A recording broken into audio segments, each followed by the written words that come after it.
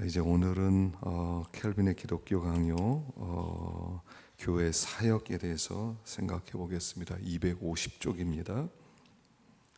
250페이지. 하나님께서 우리에게 이제 여러 사역자를 맡기셨는데 그 사역자를 통해서 우리가 점점 더 온전한 사람이 되고 또 그리스도를 닮아서 그리스도에까지 미치는 그런 사람이 되도록 하는 것이 하나님께서 사역자를 세우신 목적이다 하는 것입니다. 자, 249페이지 읽어보겠습니다. 249쪽 시작. 교회에서의 사역은 사람들을 하나의 몸으로 묶는다. 사역들 중에서 가장 중요한 것은 말씀 사역이다. 설교와 가르치는 직무는 그리스도의 대사로서 교회가 하나님으로부터 위임받은 것이다. 에베소서 4장 11절 이하에 언급된 직무에서 사도와 선지자와 복음 전한 자의 직분은 임시직이다. 그러나 목사와 교사의 직분은 항존직이다. 하나님께서 우리 교회 여러 사역자들을 맡기셨어요. 그리고 사역자를 보내셨는데 그 사역자들이 하는 일이 뭐냐면 우리를 하나의 몸으로 묶는 일을 하는 것이다 하는 거예요. 근데 그 사역이 어떻게 되어지냐면 말씀 사역을 통해서 우리가 그렇게 되는 것이다 그랬습니다. 그래서 하나님께서 그리스도의 대사로서 말씀의 사역자를 우리에게 보내셨다는 것, 그것이 큰 복이라는 겁니다. 자, 250페이지 1번 한번 보십시다. 1번 하나님께서는 왜 사람의 입을 통하여 우리에게 말씀하시느냐 하는 것입니다. 자, 하나님께서는 읽어보겠습니다. 시작. 하나님께서는 자신의 뜻을 사람의 봉사를 사용하여 말로써 우리에게 명백하게 선포하신다. 물론 이것은 하나님께서 자신의 권리와 영광을 이양하시는 것이 아니다. 단지 그들의 입을 통해서 자신의 사업을 성취하시려는 것일 뿐이다. 하나님께서는 사람을 택하여 하나님의 사역자로 삼으시고 자신의 비밀한 뜻을 해석하게 하시며 그분을 대변하게 하신다. 그러나 인간의 입은 단지 도구일 뿐이다.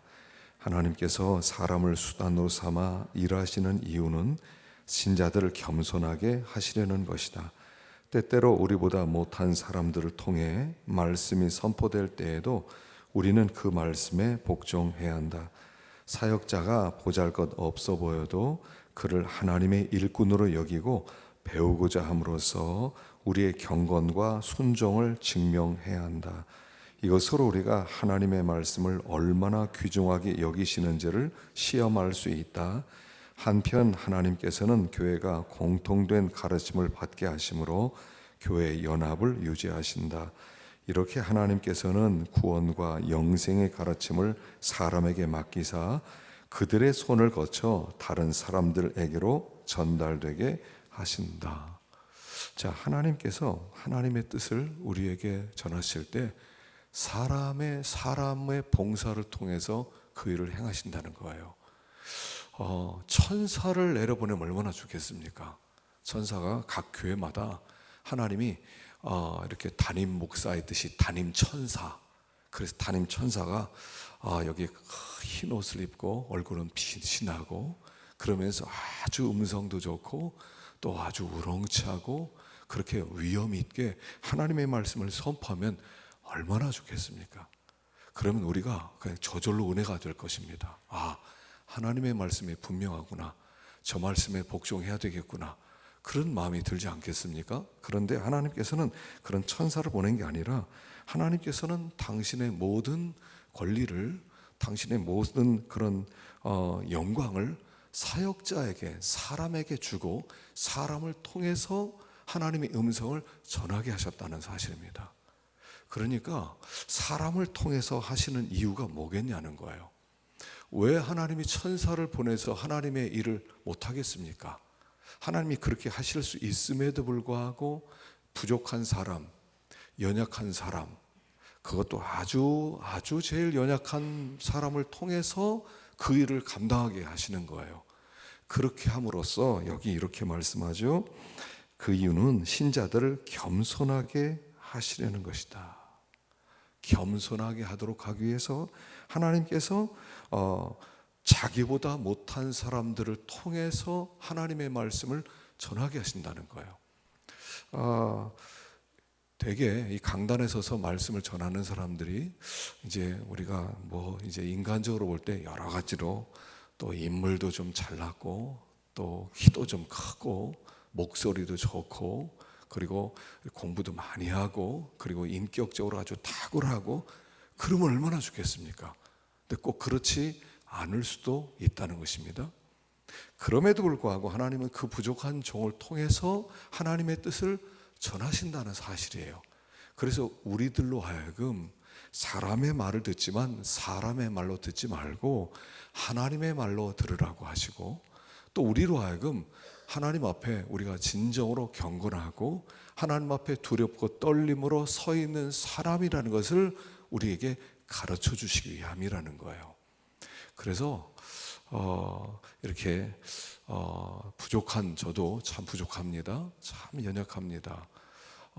여름을 볼 때 유학도 갔다 오고 공부도 하고 또 어떤 사람은 제 목소리가 좋다고 하고 또 어떤 사람은 얼굴도 잘생겼다고 하고 사실 같아요.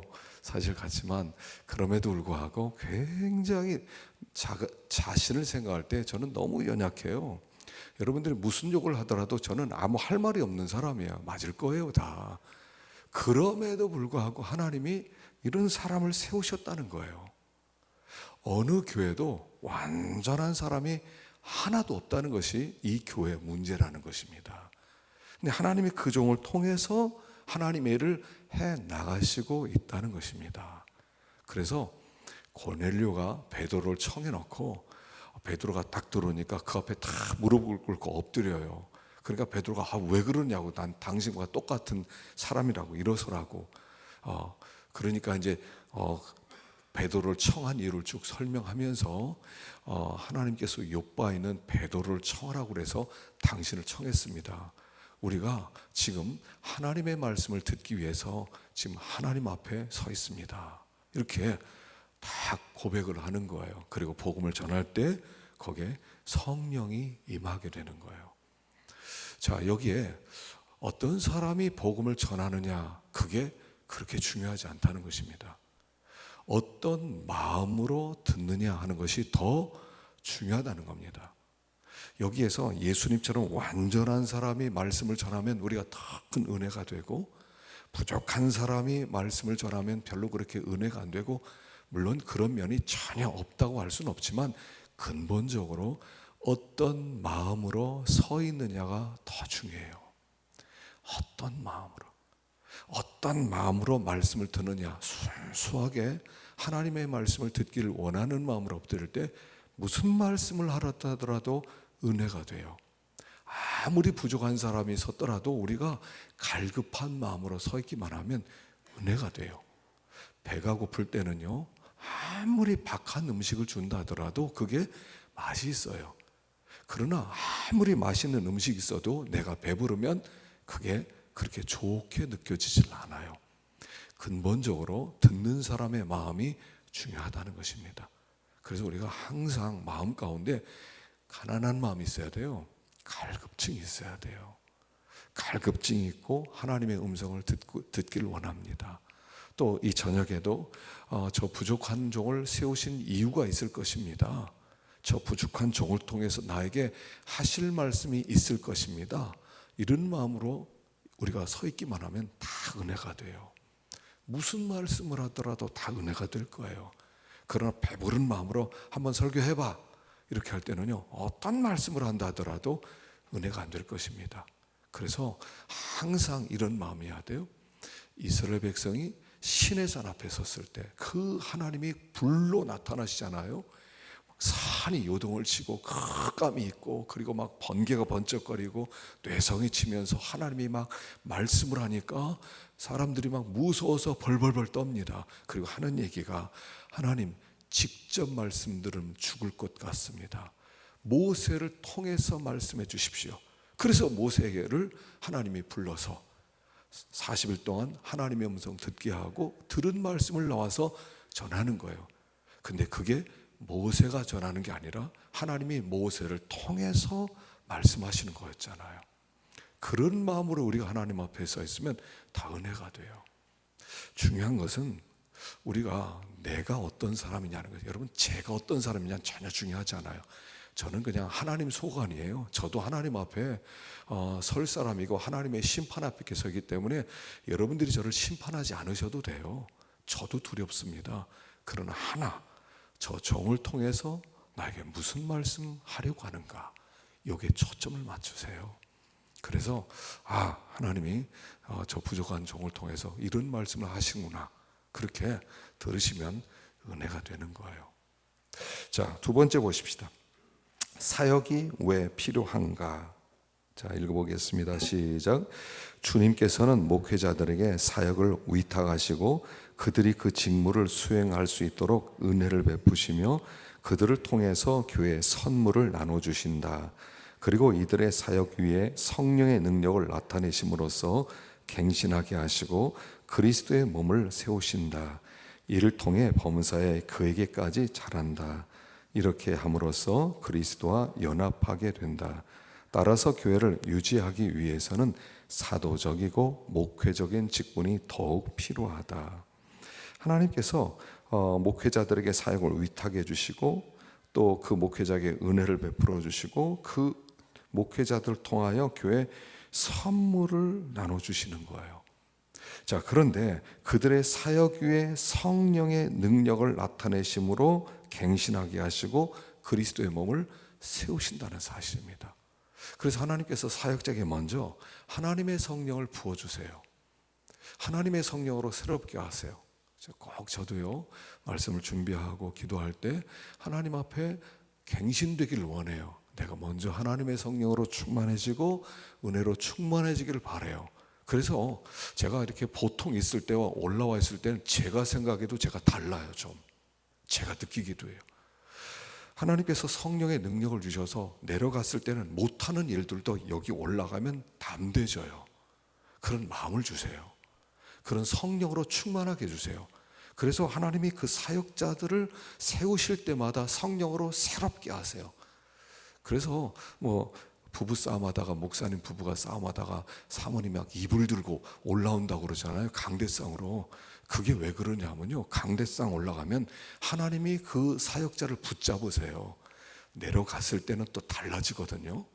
여러분, 내려갔을 때와 올라갔을 때 똑같으면 좋겠는데 제가 보니까 안 똑같아요. 여기 섰을 때는 하나님이 올라가기 전에 충만하게 만들어주세요. 그리고 내려와서는 하나님께서 어느 정도 그걸 충만함으로 유지하게 하다가 또 저도 부족하니까 또 쓰러져요. 여기 있을 때와 내려갈 때 모습이 다르더라고요. 내가 나를 볼 때. 그러나 여기 서게 할 때 하나님은 성령으로 붙잡고 있는 것을 자주자주 제가 체험해요. 자주자주. 그러니까 그냥 내려가 있을 때 저의 모습을 보고 저 목사 저거 이러지 마세요. 여기 있을 때는 하나님이 저를 사로잡아서 어떤 일을 행하시는 중이세요. 그렇기 때문에 그렇게 함으로써 이 교회에 하나님이 필요한 선물들을, 은혜들을 나눠주신다는 것입니다. 그러니까 물론 저의 책임은 하나님 앞에 많이 올라오기 전에 기도해야 되겠죠. 엎드려야 되겠죠. 하나님의 성령으로 새롭게 되기를 힘써야 되겠죠. 물론 내려가서도 또 그렇게 되기를 더 힘써야 되겠죠. 그럼에도 불구하고 여러분들은 들으실 때 하나님께서 저 종을 통하여 나에게 복을 주신다. 그래서요, 목회자가 하나님의 말씀을 잘 전하고 늘 기도하고 늘 끼어 있으면 교회가 다 복을 받아요. 희한해요.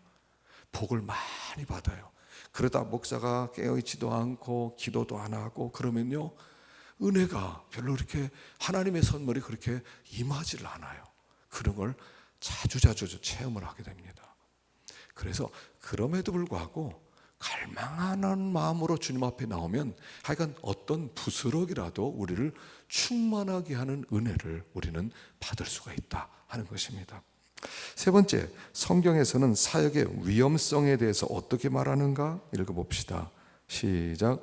하나님께서는 성직 제도를 옳게 보시고 온갖 방법으로 그 위험을 칭찬하신다. 하나님께서는 성직이 우리 사이에서 가장 존경을 받으며 심지어 가장 훌륭한 일로 인정받기를 원하신다. 하나님께서는 사람들을 위해 교사들을 세우신 것이 그들에게 주신 특별한 은혜라고 증언하신다.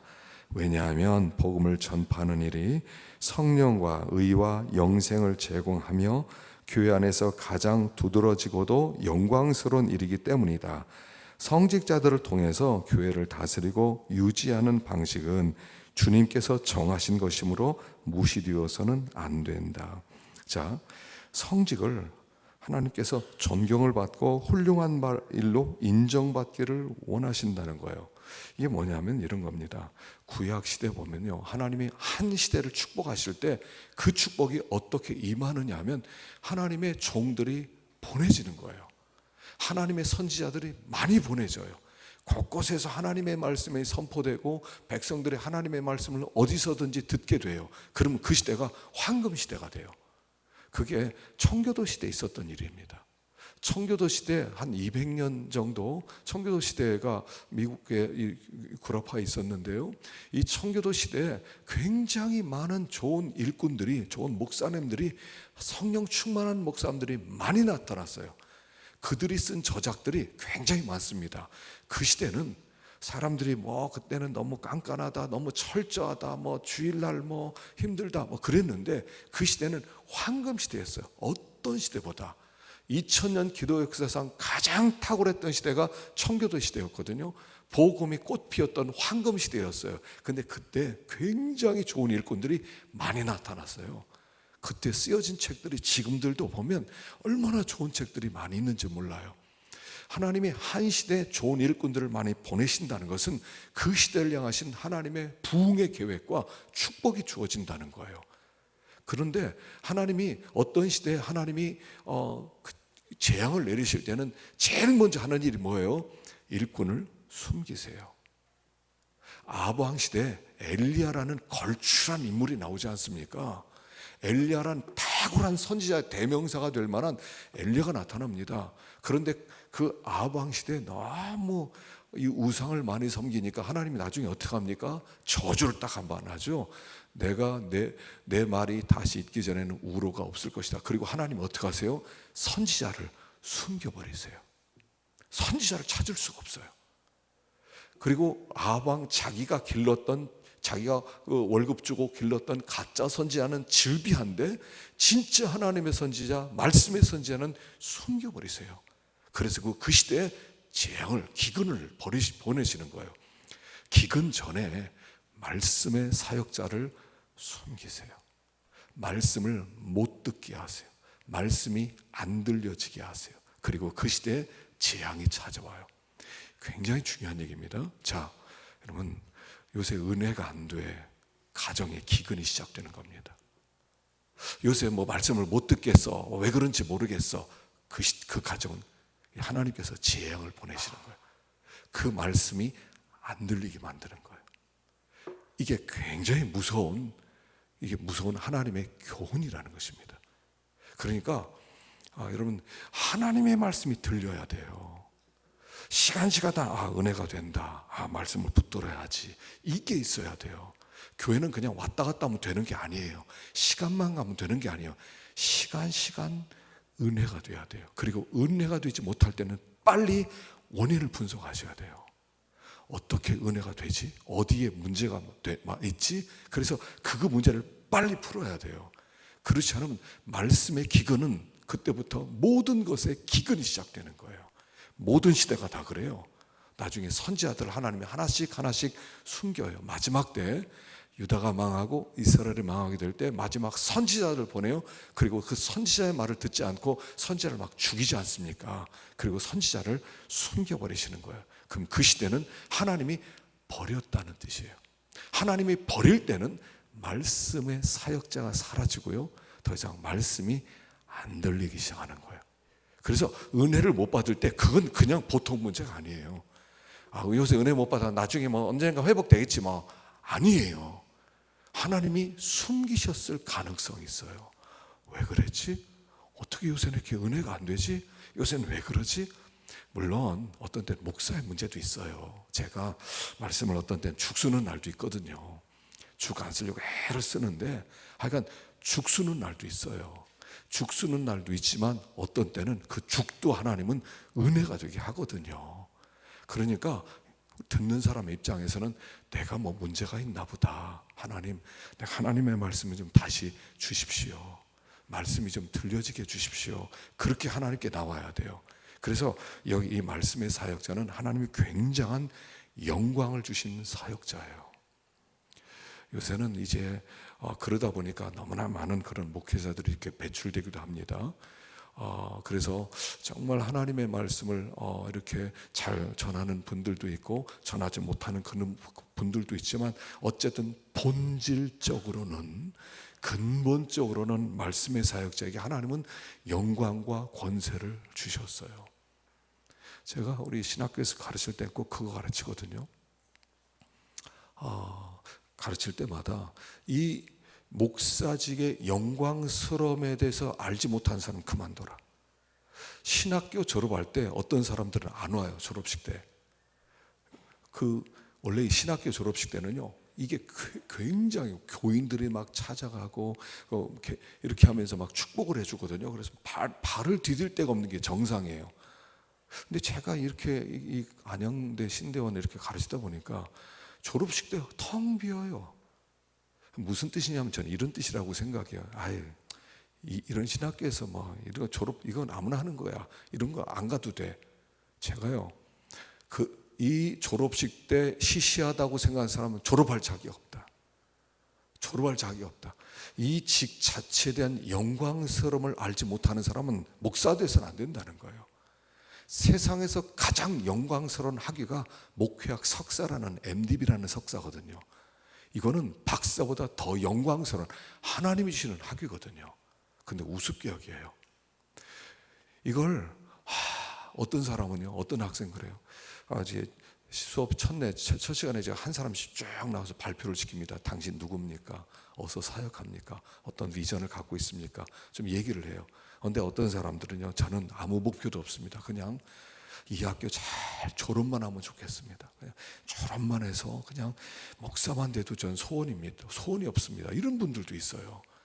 어떤 사람은 여기 다닐까 저기 다닐까 뭐 고민하다가 달라요.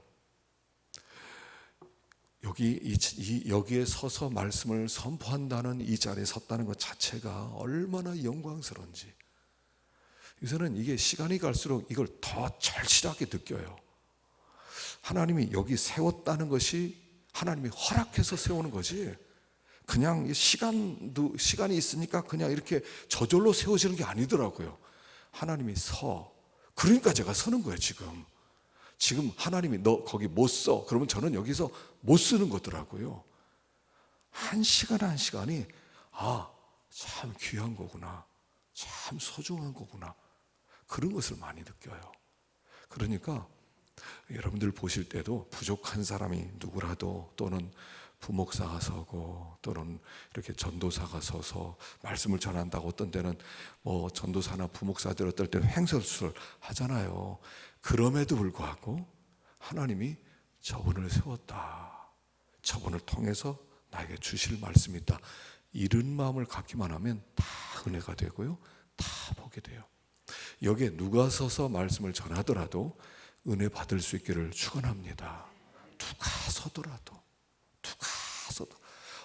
나이 어린 사람이 서더라도, 저 나이도 어린 게 경험도 없는 게 뭐 설교라도 하겠어 이렇게 하지 말고요. 그냥 하나님의 그러면요, 전도사 그러면요, 조금 대우 좀 해주세요. 내가 할 수 있으면 저는 우리 사역자를 제가 운전도 좀 안 시키고 싶고요, 좀 이렇게 험한 일 안 시키고 싶고 그냥 말씀만 이렇게 하고 싶은데 교회 사정에 따라도 그렇게 못할 때가 있어서 뭐 이런 일 저런 일 험한 일도 좀 시키는데, 저도 그렇게 훈련을 받았거든요. 그럼에도 불구하고 여러분들은 대할 때 저 사람은 나중에 하나님이 어떻게 훈련시켜서 어떻게 쓸지 모른다, 이런 마음으로 좀 잘 대해주시면 좋겠습니다. 우리 교회는 그나마 좀 잘 대해주시는 것 같아요. 그래서 명절 때 되면 이렇게 다 저한테만 뭐 사과 갖고 오는 게 아니라 부사역자들도 다 주기도 하고 또 제가 너무 감사를 드려요. 그런데 그게 복 받는 길이에요. 기억하시기 바랍니다. 자, 네 번째, 에베소서 4장에 기록된 교회에서의 5가지 직분들은 무엇인가 읽어보겠습니다. 시작. 바울은 그리스도께서 교회 정치를 주관하도록 정하신 사람들을 첫째로 사도, 둘째로 선지자, 셋째로 복음 전하는 자, 넷째로 목사, 다섯째로 교사라고 부른다. 첫 번째부터 세 번째까지는 주님께서 그의 나라의 초창기에 세우시고는 필요에 따라 가끔 부활시키시며, 네 번째와 다섯 번째는 교회의 평상직이다. 사도들이 맡은 일은 온 세상에 다니며 복음을 전하고 어디서든지 복음을 전파함으로써 그리스도의 나라를 세우는 것이다. 그들은 교회 창설자들로서 온 세계에 그 터를 닦아두는 사람들이라고 할 수 있다. 한편 선지자는 어떤 특별한 계시에서 탁월한 사람들이었다. 그리고 복음 전하는 사도들보다도 지위가 낮지만 사도들을 대신해서 활동하였다. 누가, 디모데, 디도를 비롯하여 그와 비슷한 사람들이 이러한 복음 전도자들이었다. 따라서 이 세 가지 직책은 교회 항전직으로 정해진 것이 아니며 교회가 세워지는 동안만 허용된 직분이다.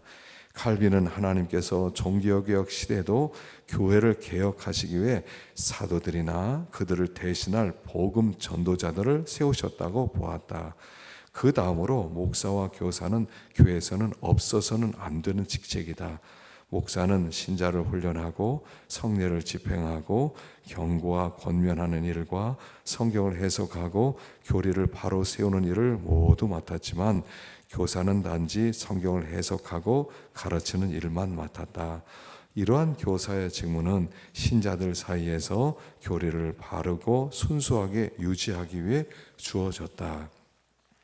5가지 직분이 나오죠. 사도, 선지자, 복음 전하는 자, 목사, 교사. 여기 오늘 읽었던 에베소서 4장에 5가지 직분이 나와요. 근데 그 앞에는 3가지, 사도, 또 선지자, 복음 전하는 자. 이 직분은 교회 기초를 세울 때 하나님이 쓰셨다가 지금은 하나님께서 그렇게 이 분들이 다시 신사도, 그래서 사도로서 새로운 사명을 받아서 한다, 그렇게 하나님이 쓰시는 게 아니라 사도는 12사도가 교회 기초를 세울 때 가장 중요하게 주님으로부터 직접 받은 교훈들을 가르침으로 교회를 세워나갔던 사람들이죠. 또 선지자들은 아주 특별한 하나님의 계시를 받았던 당시에 하나님과 아주 깊이 있는 교제를 나눴던, 그 당시에는 특별히 신약 성경이 없었거든요. 신약 성경이 없었을 때, 구약만 있었을 때 하나님께서 특별한 방법으로 하나님의 계시와 하나님의 뜻을 알려주기 위한 선지자들이 있었고요.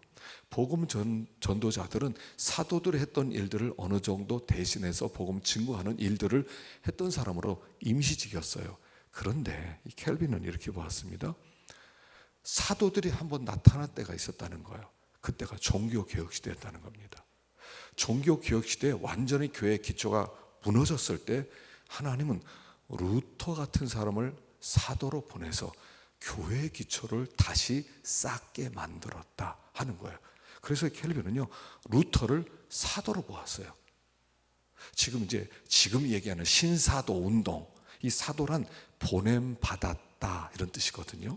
그러니까 예수 믿는 사람들은 다 보냄 받았으니까 우리도 사도입니다, 이렇게 말들을 하는 사람이 있는데 틀린 것은 아니지만, 그러나 하나님께서 처음에 교회를 세울 때 12사도를 세웠던 그런 사도는 아니죠. 우리는 다 보냄받은 사람 맞습니다. 우리는 다 선교사들입니다. 하나님이 보내시는 어떤 곳에서도 우리는 복음을 증거하고 또 거기 교회를 세우고 그 일을 해야 됩니다. 그러나 이 초대교회에 있었던 사도와 똑같은 일은 아니라는 거예요. 만일 교회가 지금 또다시 이 시대에 무슨 또 다른 개혁이, 종교개혁이 필요하다 할 만큼 이 교회가 이렇게 연약하지만, 그럼에도 불구하고 그 종교개혁 시대에 복음 자체가 무너져서 사제들, 이 신부들조차 성경을 읽어본 적도 없고 이해를 못하고 그냥 내려오는 전통대로 함으로 말미암아 교회 모습을 찾아볼 수 없었을 때 루터 같은 사람을 보내서 다시 기초를 한 그런 사도들은 지금은 없다는 것입니다. 그래서 그런 어떤 성령 충만을 받으면 사도가 될 수 있다. 그래서 막 성령의 충만을 받아서 사도로서 무슨 일을 하자. 그러면 그건 조금 위험하고요. 좀 위험하고요. 그냥 우리가 하나님의 은혜를 받아서 성령 충만한 가운데 복음을 증거하면 되는 거예요. 꼭 사도란 이름을 자기가 갖지 않아도 되는 거예요. 자, 그래서 사도, 선지자, 복음 전한 자는 그때 특별하게 임시로 주어졌던, 교회를 세우기 위해서 주어졌던 하나님께서 사용하셨던 직분이고, 그리고 목사와 교사, 이 두 직은 이제는 평생직, 항존직으로 하나님께서 각 교회마다 목사를 세우시고 교사를 세우고, 그래서 하나님의 복음, 진리, 하나님의 교리를 잘 증거하고 하나님이 어떠한 분인지 알게 만들고 또 하나님과 친밀한 관계로 이끌고 또 성례를 이끌어서 하나님의 교회를 세워나가는 직분자로 세우셨다는 거예요. 그레이스 커뮤니티 처치라고 존 메가더 목사님은 주보에다가 꼭 이렇게 씁니다. 목사 겸 교사 존 메가더 이렇게 써놔요. 주보가요 매일 작은 책으로 나오는데 자기를 이렇게 소개합니다. 나는 목사인 동시에 교사입니다. 목사의 사명은 뭐냐면 가르치는 거거든요. 물론 이제 목사가 아니고 교사로서 사역하는 사람이 있을 수 있어요. 저는 이 교사의 사역이 참 중요하다고 생각하거든요. 이 교사의 사역도 필요하다고 생각합니다. 이 시대에 꼭 목사 안수를 받아서 그래서 이제 가르치는 그런 일은 아니라 하더라도 교회에서 이런 성경학교나 이런 특별히 이런 성경 공부를 통해서 공부를 많이 이렇게 배우고 성경을 좀 잘한 다음에 평신도 교사들이 좀 필요하다고 생각해요. 그리고 이 평신도 교사들은 자기가 직장을 가지고 일을 하면서 그리고 나서 교회 가서 이렇게 성경 공부도 좀 가르치고 또 이렇게 사람들의 교리도 좀 가르치고 이렇게 상담도 하고 이런 사람들은 있어야 된다고 생각해요. 그래서 그렇게 한 사람들이 그런 사람들이 많아지게 될 때 교회가 튼튼해지고 또 흔들리지 않게 되는 것입니다. 그런데 이제 신앙생활을 이렇게 좀 오래 하신 분들 하나님의 말씀을 자꾸 듣다 보면 그러면 하나님의 뜻을 어느 정도는 알게 돼요. 여러분 신학교 꼭 들어가서 공부 안 해도 괜찮습니다. 신학교 들어가서 나왔다고 성경을 다 잘하는 거 절대로 아니에요. 우리나라는 공부가 이제 미국식 공부가 들어왔거든요. 코스워크를 해야 돼요. 코스워크를 맞춰서 3년 공부 마치고 시험 2개 보고 그리고 인터뷰했어요. 자격 있어. 그럼 목사 이렇게 안수를 줘요. 근데 구라파에서는 그렇게 하지 않아요. 어떤 목사님 밑에서 말씀을 잘 듣게 해요. 또 공부를 하게 만들어요. 스스로 책을 보게 만들어요. 그리고 한 10년쯤 지난 다음에 시험을 봐요. 그러면 다 알아요. 신학교에서 공부 안 하더라도 다 알아요. 그러면 목사 안수를 주는 거예요. 좀 방법이 다르죠. 그래서 저는 이렇게 생각해요. 많은 분들이 신학을 하고 싶다 이런 분들이 있어요. 여러분 신학을 제대로 공부하시려면 굉장히 어려워요. 요즘 이렇게 군소신학교 그냥 한 2년 공부하고 야간에서 좀 공부하고 안수 준다. 여러분 제대로 공부하는 거 아니에요. 신학이라는 공부를 제대로 하려고 그러면요 머리 터져야 돼요. 보통 제가 이제 보니까 이제 외국에서 이렇게 공부하는 데를 보면요 신학생들은 절대로 사역을 못 해요. 사역할 시간이 없어요. 아침부터 새벽까지 그냥 공부만, 얼마나 책을 보고 얼마나 페이퍼를 쓰고 얼마나 발표를 하고 그렇게 해서도 될까 말까요. 될까 말까. 제대로 공부하려면. 근데 우리나라는 사역도 하고 설교도 하고 이렇게 아이들 신방도 하고 그리고 공부하고 제대로 된 공부가 안 돼요. 그래서 우리나라는 신학교 마치고 공부가 다시 시작해야 돼요. 제가 졸업생들한테 꼭 그렇게 얘기합니다. 니네 공부 끝났다고 이제 요거 배운 거다. 눈꽃만큼 배웠다. 진짜 공부는 졸업하고 시작하는 거다. 졸업하고 성경 보고 졸업하고 책 보고 그리고 교수님이 나눠주는 그 책들, 그 셀러버스를 버리지 말고 다 모았다가 하나씩 하나씩 읽어야 된다. 그리고 한 10년 지나면 조금 알 거다. 여러분, 쉽지 않아요. 그러니까 어떤 분들은 나 신학 조금 해가지고 나도 전도사 좀 해볼까, 꿈 깨세요. 그렇게 하지 마세요. 그냥 여기서 그냥 여러분 사경에만 잘 참석하고요, 예배만 잘 참석하고 새벽기도만 참석하고 그렇게 한 10년만 배우셔도요, 머리가 환해지실 것입니다. 신학교 나온 것보다 훨씬 더 나을 겁니다. 그래서 사실 우리 성서대학도 그렇게 시작을 했었거든요. 옛날에 우리 고등성경학교 있지 않았습니까? 월, 화, 목, 금 4일씩 가르쳤어요. 그걸 3년 동안 성경을 다 띄게 만들어요. 그래서 성경학교 딱 마치면요, 심지가 딱 견고해지지 않습니까? 지금도 성경학교 출신들은요, 심지가 있어서 안 흔들려요. 딱 눈빛이 달라요. 하나님을 섬기는 태도와 자세가 달라요. 요게 있어야 하거든요. 그런 사람들하고 상담하면 믿음으로 사는 법, 결정하는 거, 이런 거 다 흔들리지 않게 딱 나오는 거거든요. 그래서 여기 이런 교사들이 이 교회에 좀 많이 있게 되면 그런 교사들을 통해서 교회가 더 든든히 세워지고, 또 그래서 제가 그런 거 좀 하고 싶었어요. 저 언제 미국에 빈넬이라고 하는 교회가 있거든요. 이 빈넬이라고 하는 교회는 뭐냐면 10시에 성경 공부 시간이 있어요. 그래서 거기에 교사들을 세워요.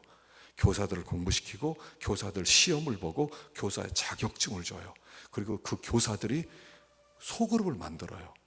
그건 꼭 제자 훈련을 받아서 그런 어떤 목장 그런 게 아니라 그냥 주일날 10시 오면 11시 예배 드릴 때까지 1시간 동안 교사가 딱 모아놓고 성경을 가르쳐요. 군데군데. 그 작년 성경 공부를 하는데 굉장히 활발하게 잘해요. 저기 이제 송강에 있는 어떤 교회는 특별히 선생님들, 우리 학생들, 교육, 유치부, 유초등부, 중등부, 동부 학생들의 거기는 사역자들이 없어요. 전도사들이 안 해요. 거기는 목사님이 직접 훈련시켜서 교사 훈련을 시켜요. 그리고 그 교사들이 딱 자격증이 있는데 그들이 다 전도사 노릇하면서 다 가르쳐요. 그런데도요, 아주 부흥을 해요. 건강한 교회죠. 우리가 하나님 앞에 이런 마음이 하나 있어야 돼요. 하나님의 말씀을 더 깊이 알고 싶다, 배우고 싶다. 그래서 이거 하나님을 아는 지식이라는 것은 뭐냐면 책을 많이 읽었다는 게 아니에요. 성경을 1년에 5번 읽었다, 그런 게 아니에요. 물론 그것도 필요 없다는 거 아니고 중요해요. 읽는 거 중요해요. 그러나 진짜 하나님을 안다는 건 뭐냐면 하나님을 체험한다는 얘기예요. 하나님을 체험한다는 얘기예요. 하나님을 만난다는 얘기예요. 하나님의 음성을 듣는다는 거예요. 요걸 강조했던 분이 A.W. 토저예요. 토저는 책을 많이 썼는데 그 많이 쓰면서 항상 이 사람이 했던 이야기는 뭐냐면, 나는 여러분들이 머리가 커져서 뭐를 많이 아는 지식이 아니라 여러분들이 직접 하나님을 체험하고 하나님이 얼마나 아름다운 분이고 하나님이 얼마나 장엄한 분인가를 하나님의 임재 속에서 알기를 원합니다. 그런 이야기를 자주 했어요. 그게 하나님을 아는 거예요. 여러분, 하나님을 만나야 진짜 알아요. 만나야 진짜 알아요. 지식적으로 머리로는 우리가 많이 들었잖아요. 예수님이 나를 위해 십자가에 죽으셨다. 그거 모르는 사람 어디 있어요? 그런데 뭐 감동도 없잖아요. 감격도 없잖아요. 그런데 우리가 진짜 하나님을 만나게 되면, 알게 되면 주님이 나를 위해 죽으셨습니다, 이 사실이 우리를 그냥 강권적으로 나를 사로잡아 버리게 되잖아요. 이게 아는 거예요. 여러분, 내가 얼마나 오래 예수를 믿었냐가 중요한 게 아니에요. 그 하나님을 체험했느냐가 중요한 거예요. 하나님 앞에 나올 때마다 이런 마음으로 나와야 돼요. 하나님을 좀 알고 싶습니다. 남들에 의해서 들은 그 지식이 아니라 내가 하나님을 정말 체험하고 싶습니다. 여러분, 이건 또 신비주의로 어떤 사람은 그것도 신비주의냐? 예, 기독교는 신비주의예요. 그런데 신비주의 기적, 또 그다음 병고치, 귀신쫓 그런 것을 추구하는 게 아니라 하나님의 임재를 체험하는 거예요. 하나님이 나와 함께 하시고 하나님이 나를 붙들고 계시고, 이렇게 보면 이런 거 있잖아요. 누군가 든든한 내 뒤에 백으로 딱 서 있는 듯한 느낌, 여러분 때로 느끼지 않으셔요? 그분이 내 뒤에 서 있는 것 같은 담대함, 그 하나님이 함께 하시는, 이게 하나님을 아는 거예요. 그걸 하나님을 아는 지식이라는 거예요. 머리만 커졌다, 성경 많이 읽었다, 어디에 뭐가 있다, 이런 구절이 있다, 물론 다 필요하지만 진짜로 그 모든 일을 통해서 하나님을 체험하는 것, 거기까지 가셔야 돼요. 하나님을 알고 싶습니다. 하나님의 임재를 체험하고 싶습니다. 그럼 하나님은요, 반드시 찾아와 주세요. 반드시 우리를 감동시키시고요, 우리 마음 가운데 하나님이 그렇게 우리를 알려주시기를 원하셔요. 그렇게 될 때 교사가 되는 거예요. 교사가 되는 거예요. 그런 분들이 많아질 때 그 교회가 든든한 교회고요, 흔들리지 않은 교회고요. 그래서 그 공동체 속에서 하나님께 영광 돌리는 그런 아름다운 역사들이 나타나게 될 것입니다. 그래서 하나님은 우리의 목자라고 하고 우리를 양이라고 해놓고 한번 생각해 보세요. 하나님이 목자라고 하잖아요. 우리를 양이라고 하잖아요. 근데 양을 떠난 목자 생각해 보셨어요? 양 멀리 있는, 잠자고 있는 목자 생각해 보셨어요? 그분이 목자라면 그분은 곁에서 우리를 거느리고 다스리고 계시다는 사실이에요. 곁에서. 그렇다면 곁에 계신 그분을 왜 내가 의식하지 못하냐 말이에요. 그분의 음성을, 이름을 불러서 우리를 인도하시는 그 음성을 왜 못 듣고 있냐 말이에요. 내가 그럼 귀가 막혔든지 그분이 안 부르든지 둘 중에 하나지 않겠어요? 근데 그분이 나를 부르신다면, 안 들리고 있다면 나에게 문제가 있다는 거죠. 내가 그분께 나와서 주님, 저를 좀 다스려 주세요, 인도해 주세요 할 때 그분은 찾아오시고 다스리시고, 곁에 계셨네, 멀리 계시지 않았네, 여기 계셨구나, 곁에 계시는구나, 하나님 이걸 알려주실 거예요. 그런 일을 위해서 이게 목사도 있고 교사도 있고, 하나님이 우리의 축복의 도구로서 허락하셨다는 것을 알고 항상 은혜 가운데 충만한 삶을 살 수 있기를 축원합니다. 기도하십시다.